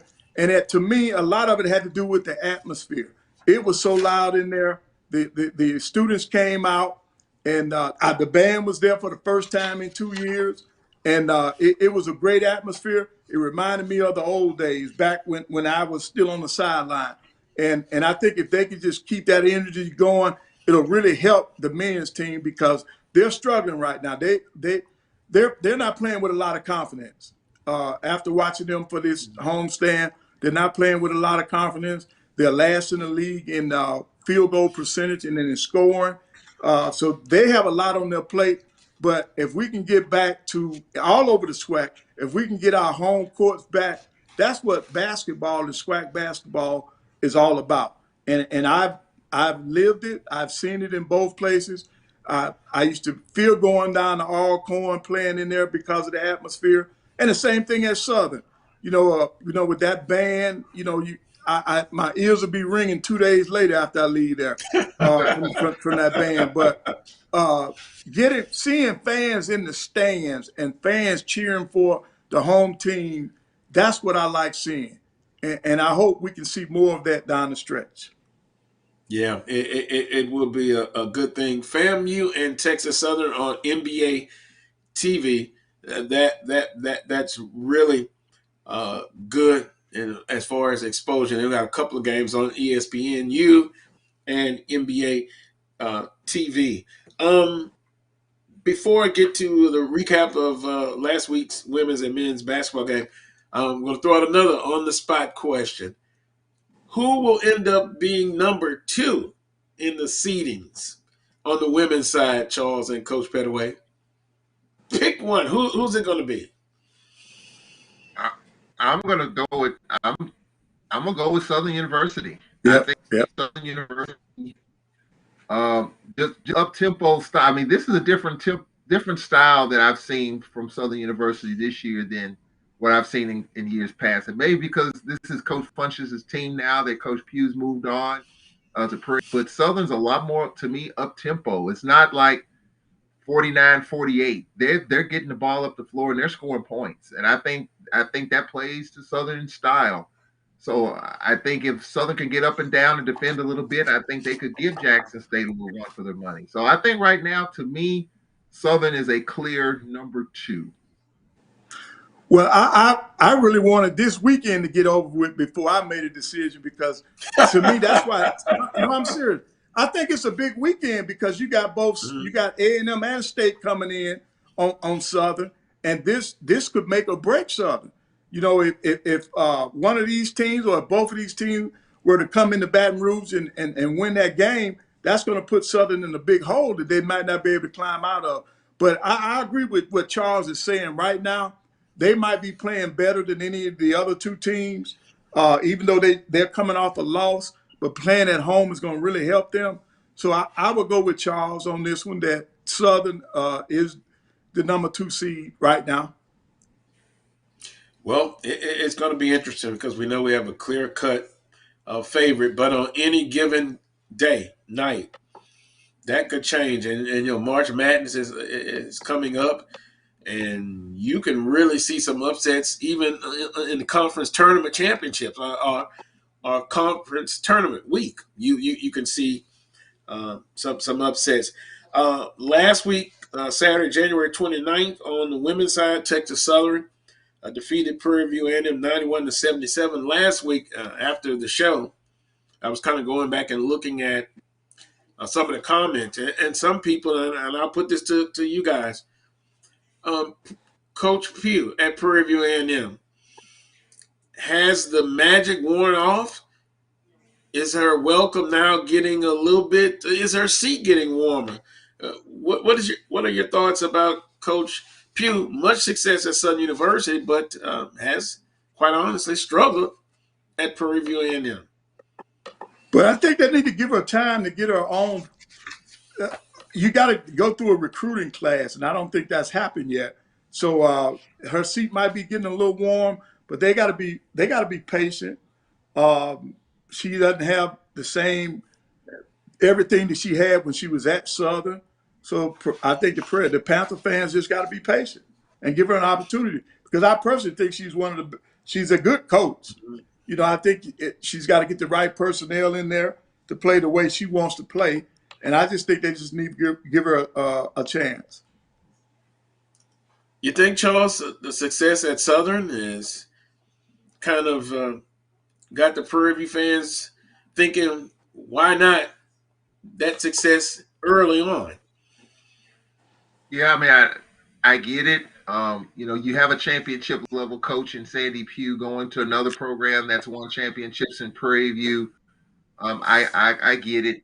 I do think that in watching, especially the Alcorn Prairie View game, when Coach Pugh wasn't there because she's in COVID-19 protocols, I think they have. I don't think they have all their pieces. I do think what Coach Pettaway said.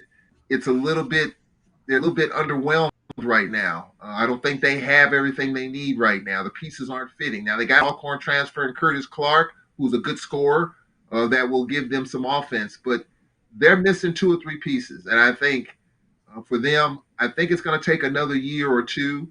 I know for Prairie View fans, they don't want to hear that, but I think that's what it's going to take.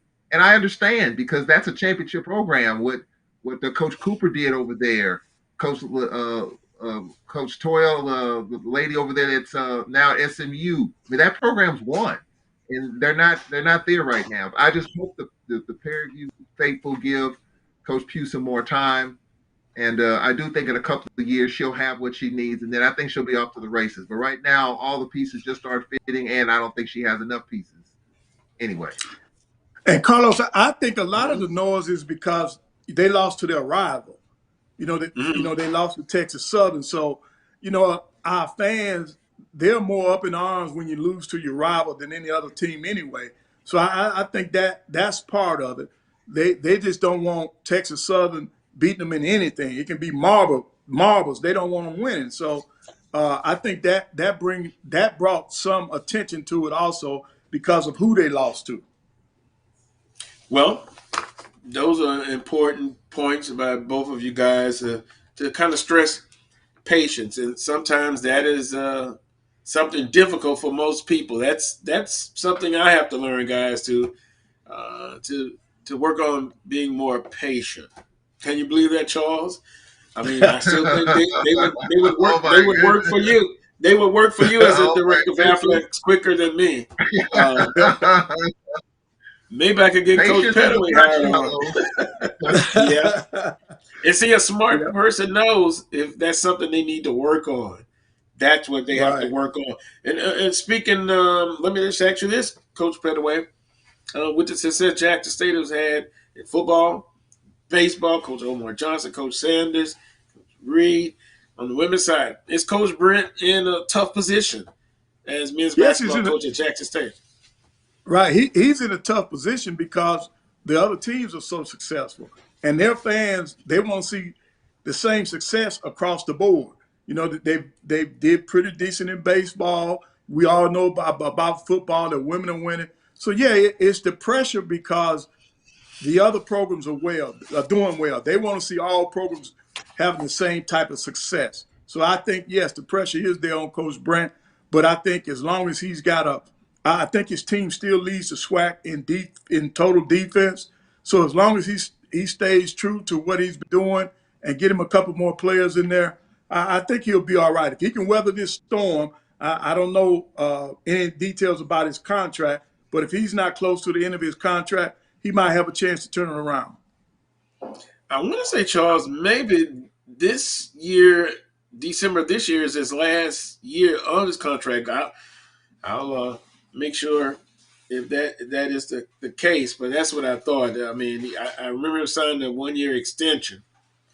So, with that being said, we kind of hope he's able to kind of, turn it around and finish strong in the regular season, and maybe do well in the tournament. Well, we talked about the surprising teams, the Alcorns and the FAMUs of the world. But then you flip that script. What about the most disappointing team? I think clearly it's Jackson State.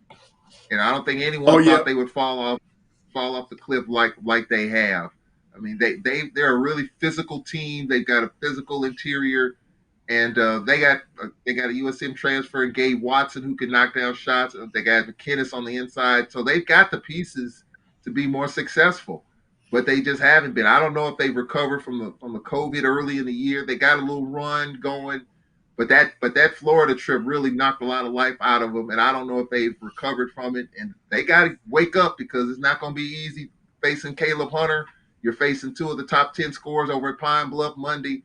It's not going to be easy for Jackson State going forward. And if they keep falling off the cliff, they keep struggling, they may not make the tournament. And so you go from one extreme to the next to being one of the top teams one year to maybe not even making the tournament.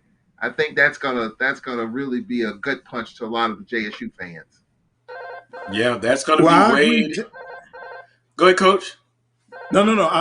I agree with Charles that Jackson State would be the team that I felt is underachieving this year. I had higher hopes for them doing it this year, and most of mine was based on Coach Brent, his defensive philosophy. So I felt like he would be in all the games that he's in, and then you bring in it. You got one of the top players in the league in McKinney. So I thought that they would be in the mix also. So his seat's getting a little warm, I think, and if he can't make the tournament, that's going to even be worse on him. So hopefully they can get it turned around. But they still got a lot of basketball that's left to be played, and he's just got to rally those troops. They got to be ready to play. It's interesting. We talk about in the sport of football, defense wins championships. It'll keep you in every ball game. But in basketball, Coach, it's a little bit different. You can have the best defense, but ultimately, and look, don't get me wrong, that helps. But you got to be able to put the ball in the hole eventually. And, offensively, it just seems like that's where they've struggled. But defensively, they've been consistent. Today, Alabama State at Grambling State, men and women. Prairie View A&M at Bethune-Cookman. Texas Southern at FAMU. Jackson State at Mississippi Valley, Alabama A&M at Southern University, and Alcorn State at Arkansas Pine Bluff. Monday, February the 7th, Prairie View A&M at FAMU, Texas Southern at Bethune-Cookman, Alabama A&M at Grambling State, Alabama State at Southern, Alcorn State at Mississippi Valley State, and Jackson State at Arkansas Pine Bluff. Coach Pettaway, closing comments about this Southwestern Athletic Conference race and this weekend's action. Well, I have really enjoyed the teams that I've been able to see live. I have seen it. I had an opportunity to see every team so far, and I think there's some great basketball being played in the league. My hats are off. It's off for all the coaches in our league, both men and women, because they still have to fight the virus. That they're battling against the virus, and at the same time, you still got all the other regular problems that happen with a basketball program that they have to deal with. So I think they're doing an outstanding job. And oh, by the way, that A&M Grambling game on Monday, that's on ESPNU. So that's another televised game for the SWAC. And I think anytime we can get our product out there, I think it's good for the SWAC. And I'm looking forward to this stretch run. I think we got some great games. I'm looking forward to the game today on NBA TV, both men and women. And I'm looking forward to just seeing these coaches do their thing. And hopefully the best team will be the one that will represent the SWAC in the tournament this year. On that note, Coach Pettaway, have a great rest of your weekend. You and your family continue to be safe and stay blessed. Thank you. Everybody stay safe and God bless. Thank you, Coach Pettaway. That was Coach Van Pettaway here on the Coles Brown Show. We're going to take a quick time out. When we come back, Brandon B.J. Jones of Inside HBCU Football we'll get his take on recruiting across the conference. We haven't heard much about Alcorn State, but Charles, what I've seen, they've kind of went into the JUCO level pretty heavily. Also from the high school ranks. And then also I kind of want to get back and maybe I'm going to have Dr. Cavill on the show. He sent me a piece that he wrote for an organization, for lack of a better word. And it goes back to these flipping commitments. And Charles, I know you were going through a situation last week or so, but it got kind of pretty nasty with, players coming out and committing. And it's happened before. This is nothing new. Couple of commits, Grambling were able to flip some football players that were committed to Southern. And then Greathouse, who all along, I think he really played it to his advantage. He ended up flipping, quote unquote, to Grambling State, then flipping back to Southern. But truth be told, he was always going to Southern University. So with name, images, and likeness now being part, Grambling State's come out with, they say, the first of its kind for all their student athletes. This is where we're at now. It's part of the recruiting process. So is it now the new wave, the only factor that most student athletes are considering, or is it still the traditional way? You play for, you want to sign for a school. You want to sign to play with a guy, a coach. But now, with these deals in place, I really feel we've opened up Pandora's box in a way. And look, don't get me wrong. Student athletes have made millions of dollars, millions, for the Power 5 schools. On the FCS level, not as much, of course. But I don't want us to become like cannibalistic, turning on each other. And I'll say this, even with the names, images, and likeness, even with that, you heard Coach Dooley kind of basically say, look, I kind of stay away from that. But we must do the right thing. And for those who's going to use that as their number one factor, dot your I's and cross your T's. Because history has shown the powers that be, the Power Fives, if their success on the FCS level in football and the smaller colleges, they're not going to like it. And they're going to try to do something about it, if you get my drift. But anyway, I'll stop right there. We come back from the commercial break, Charles. We'll weigh in, get your take on all this. And, of course, our next guest is Brandon B.J. Jones. You're watching the Coles Brown Show on the Black College Sports Network. Since 2002, Empowerment Resources, Inc., a nonprofit organization, has empowered more than 1,500 youth and adults in Duval and surrounding counties through its programs Journey into Womanhood, Girls Mentoring, Life Skills for Teens, and parenting education coaching. To get involved with programs, volunteer, or donate, visit www.empowermentresourcesinc.org. Follow us on social media, facebook.com/empowerment.resources and instagram.com/empowermentJAX. Supermarket sushi, really? No. Wait, Troy, you work here? I'm never not working. Like Head & Shoulders Scalp Shield technology, up to 100% dandruff protection, even between washes. Never not working, huh? Oh, Troy, you're such a good teacher. Yeah, I know. Never not working. Never not working. Never ever not working. Are you serious? Never not working. Dandruff protection that's never not working. Head & Shoulders Scalp Shield technology. It's never too early to plant the seed, to share the tradition, and instill a sense of pride in your HBCU with your little ones. HBCU Pride and Joy Children's Boutique helps you share your school spirit with a wide selection of adorable kids' apparel and accessories officially licensed from your favorite HBCU. Visit hbcupridejoy.com and follow us on all social media at HBCU Pride Joy on Facebook and Twitter.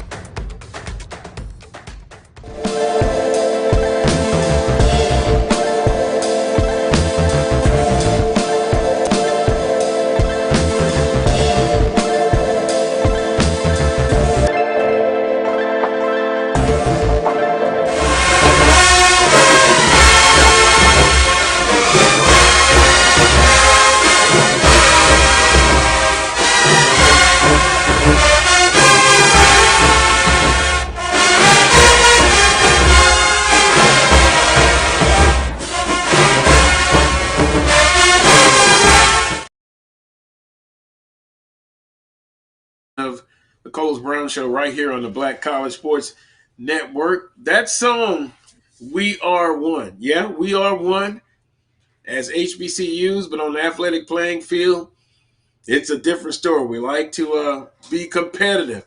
And the way this situation has been going in this recruiting, I can't wait, of course, for the Jackson State football game, the FAMU, and last but not least, the Bayou Classic. It is going to be interesting. Can I put in my order for a 60-piece? 50-piece? Southern, can they score 50 points at Grambling State? Okay, let's get back focused. Good afternoon, BJ. How you doing? Doing pretty good, Carlos. How's it going? I'm going pretty good. Southern's football schedule is out 2022, but a lot of the teams have released their schedule. Still waiting for Alcorn is one, Jackson State, and then also Southern signing class 2022. BJ, what were your thoughts on Southern signing class, and then what other institutions in the conference stood out to you as far as how well they addressed needs versus wants in their recruiting? Well, Southern went in and addressed the needs, man. We know that there was a need at the linebacker position. Coach Dooley and that staff went in and addressed those needs. You have to transfer from Oregon. Also picked up a transfer from Iowa State. So you got guys, if you look at their film, very athletic, rangy guys. They can run sideline to sideline, can cover, which is big in today's game for someone playing the linebacker position. You also had the kid that transferred in from Oregon was a running back in high school, and oftentimes Coach Graves said it during the bash. Man, the best linebackers are guys who have played running back. So this speaks to the athleticism that we were able to prove in that position. You saw an entire defensive backfield revamp from Southern. You saw the transfer from Memphis, transfer from Tulane. You saw some size in the secondary. We're getting into that 6 feet plus range, which was something that Southern was missing in the defensive secondary previously. But now you have that. And then you see that what we're able to do on the defensive line. Trey Lane, Greathouse, those guys who can rush the passer, which is going to be very important. Southern went in, addressed needs. You saw the quarterback position, Chris Tucker out of the Dallas-Fort Worth area. Also a couple of junior college guys. A junior college guy from the Mississippi JUCO ranks from the quarterback position, running back, receiver. So, man, Southern just went in and addressed needs. And, I like this signing class a lot, like them a lot. And the coaches are very high on them. You saw it if you watched the recruiting bash or you were there in attendance, very high on these guys. And it's going to be very interesting to see these guys once they put on the uniform, what they can do. Yeah, BJ, it was a mixture. I like how they addressed the defensive side, as you stated. Secondary, they revamped that. Linebacker core was really, really thin. They were able to bring in some linebackers, and you look at the young man from Oregon, MJ Cunningham. His actually Marcus Cunningham from Portland, Oregon, University of Oregon, and Butler Community College, about 6'3", 235. And just talking to others, they also not only like his athletic ability, but his football IQ. I mean, he's going to come in. Deshaun Davis from Iowa State, a linebacker. Mm-hmm. So that's a immediate upgrade as well. And when you look at another freshman that they're bringing in, Xavier Potts. Wow. Is it the reincarnation of DeMarcus Boo Boo Miller, defensive line coach? I mean, he looks like it. He looks like it. 6 foot, powerful, fast. I mean, hey, they were really able to address their needs. And I like the mixture of between high school, the JUCO route, and the transfer portal. Who else in the conference? I know it takes, a while to kind of analyze the different institutions, but who else stood out as far as recruiting across the board in the conference? Alabama A&M. I think Cornell Boehner learned from that shellacking that they received from Jackson State. And he knew that defensively we can't give up 65 points. Alabama A&M offensively could play with anybody in the country. The problem is defensively they were bad, and they've been bad for a couple of years. This is not a new thing. It's not a new phenomenon. And you saw a lot of recruits on the defensive side of the football, and you saw them go transfer heavy, which means that we got to get better on the defensive side of the football right now. It cannot be a developmental process. We tried the developmental process. We got to get better right now. So, that was the way that they decided to go. We're talking about signing class of 38, 30 of them already enrolled in school. That was big for Alabama A&M. Jackson State, of course, what they did, at the very top with Travis Hunter, and it went transfer heavy again. A lot of nice players over there at Jackson State they were able to bring in. I give Grambling a lot of credit. Grambling brought in a very nice class. They brought in a very nice class. They, addressed some needs that they have. Like what they did at the receiver position. Got on the West Coast, got a couple of kids from California. We saw the back and forth battle between Grambling and Southern on a couple of players, and I'm pretty sure that's something that will continue. And I think one of the signing classes that people may be overlooking, I think, those are the classes that jump out. But I think one of the signing classes that people may be overlooking is a good old Alcorn. I mean, it ain't a lot of dazzle and lights and and stars and these other things. But you go and you turn on the film of the guys they went in and signed, they can just straight up just play the game of football. And that's been the Alcorn mantra. These last couple of years, people talk about what Alcorn does do on signing day, and then you see these same kids in the fall, and they put some pretty good football down there on the reservation. So those are some of the classes that really jumped out to me.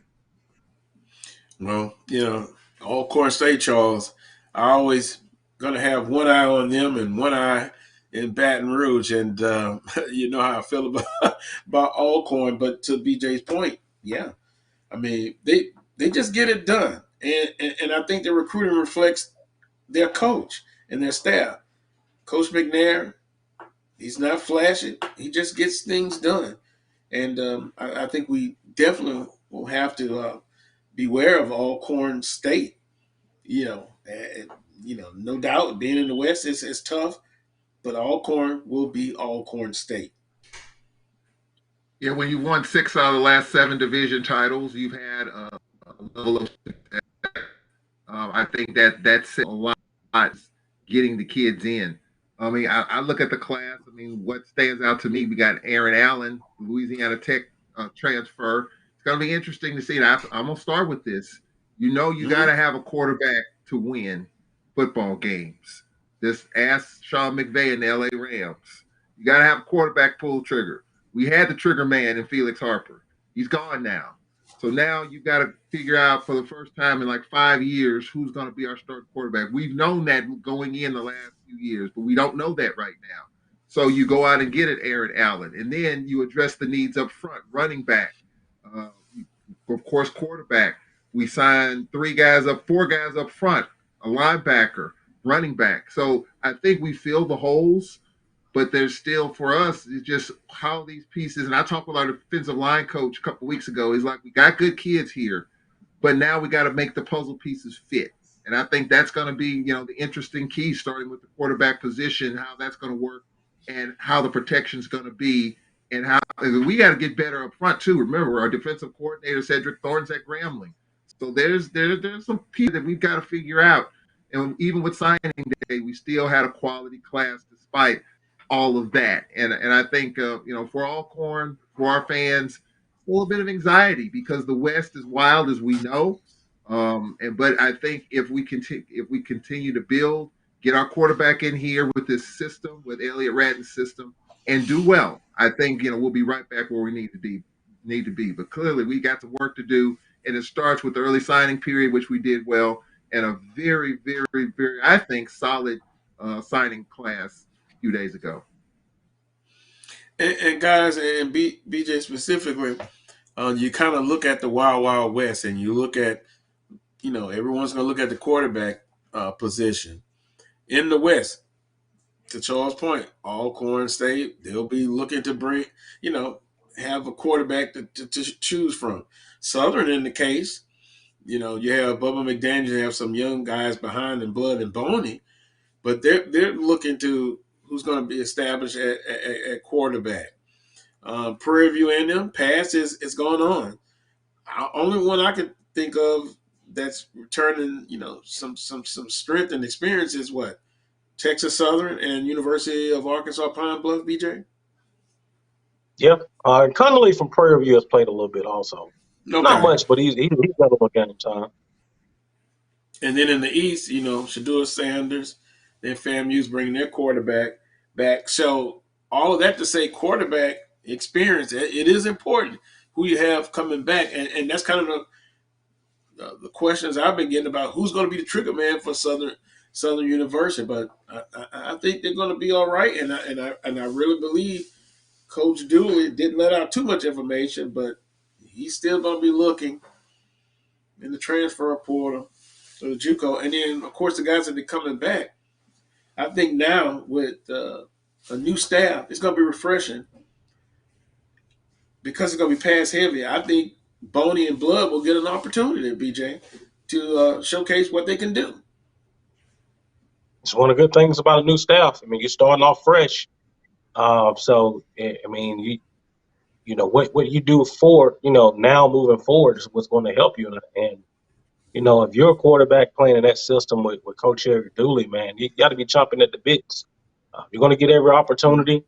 One of the best offensive minds at this thing that we do call football. So, I mean, it's going to be very interesting because I think you got some talented kids down there, and it's going to be interesting to see if that guy is found during the spring.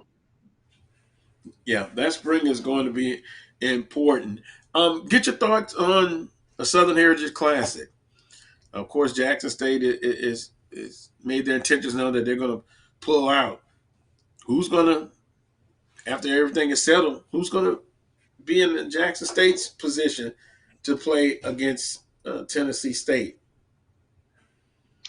That's interesting, man. I've known that Jackson State was not happy with the current arrangements with the Southern Heritage Classic as far as the payout. I've been knowing that for a minute. I also will say this: there's a certain way you got to do business. All right. Two things can be true at one time.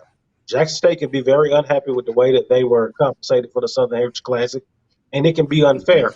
But at the same time, I mean, you can.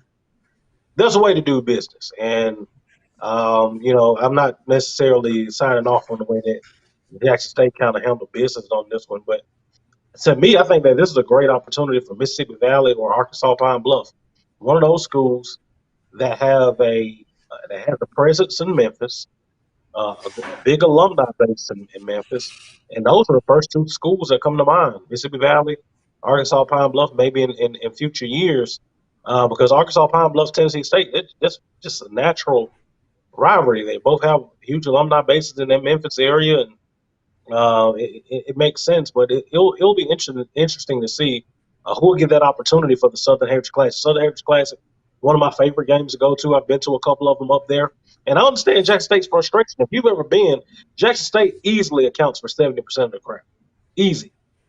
And it's not like they've been dominating the series. That series was dominated by Tennessee State. But Jackson State, you made up the majority of the crowd. I understand the frustration. I hate to see the game go away, but I understand business at the end of the day. I'm going to see if Charles can talk on his end. I'd like to see Alcorn State play in Memphis. Charles, is that a no-brainer? Or is that I'll tell you what. off base? I will say this. We have a pretty big alumni base in Memphis. Our national alumni meetings, it bounces around from different places: Houston, Dallas, Jackson, Birmingham, and we have had what we call the Midwinter Conference in Memphis. So we do have a good alumni base in Memphis. So it would make sense if Alcorn and Tennessee State would play. As a matter of fact, some of our fans have talked about playing Tennessee State over the years. It just hasn't happened, hasn't materialized. But I think you can add Alcorn to that list too. UAPB, Memphis, not that far. Itabena, Memphis, not that far. Alcorn, Memphis, not that far, and a solid alumni base. I guess for me, BJ, what's disappointing is the payout. I didn't know what it was. I thought it was good enough over the years to where Jackson State would continue to play in the game. But I did read something over the last week or so what the payout is, and it does kind of blow you away that that's all that they're getting, considering that they do bring the majority of the fans. So that did catch me sideways for sure. What's the number? 350,000 that Jackson State brought home each year? I thought it was like three. Was it like 325? It was somewhere in that neighborhood. It wasn't much. It wasn't as much as you thought that it would be. Yeah. I agree. I do think though, BJ, the suddenness of it. I mean, it just happened all of a sudden. Now I know people on the inside would say this was probably brewing for a while, and you even got intel on that as well. But it was just so sudden. You wake up one day and you pick up you get on social media and you read like this happened. Like I told Carlos in the last hour, it knocked me off my couch. I just couldn't believe it because that's a huge game for the Memphis economy and all of that. And just to see Jackson pull out, I thought it was really, really intriguing. Yeah, it's interesting. I'm reading some of the comments. Rube says, "Don't forget about Southern University." And I know Coach Banks talked about maybe playing Tennessee State, but maybe in a home and home series. But it's just going to be interesting to see how this all is going to come out. Jackson State is giving their intentions, and there's a legal aspect to it, of course. Who could be some other teams? But boy, Alcorn State, that's going to be interesting. BJ, we're almost out of time, but I wanted to, because you're familiar with this area. Carl Ligon, Ligon, running back, Montgomery. Saw his highlights, 3-star. Southern was able to go and get him from Montgomery. I'm sure Alabama State, who else? Alabama A&M, I'm sure all of them were after him, looking at his film. That's a toy that Coach Dooley, being the offensive mind, has a chance to develop. Just frightening in a good way. Playmaker lightning can strike from anywhere on the field, and so can Mr. Ligon there. Very athletic. Can put the ball in the end zone, man. You looking for a kid that can just, like I said, the guy that can put the ball in the box, as we call it. He can get it done. It's going to be interesting to see him in this offense because he can catch the ball, he can run it, and can even play a little quarterback too. And it's going to be interesting. Kendrick Rhymes from Houston, Texas, Kilgore. Some people have said he's an Alvin Kamara type of player that can, and here's what I mean, not saying he is exactly like him, but he can catch the ball coming out of the backfield. He can run the football. I mean, another guy that Southern will be able to utilize, and with Coach Dooley, that is going to be an interesting and great combination.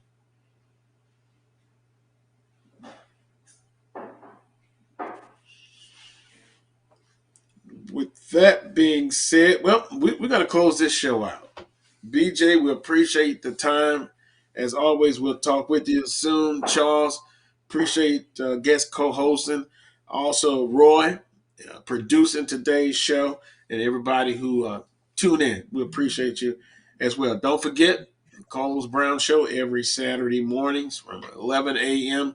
to 1 p.m. Central Standard Time. That's 12 noon to 2 p.m. Eastern Standard Time.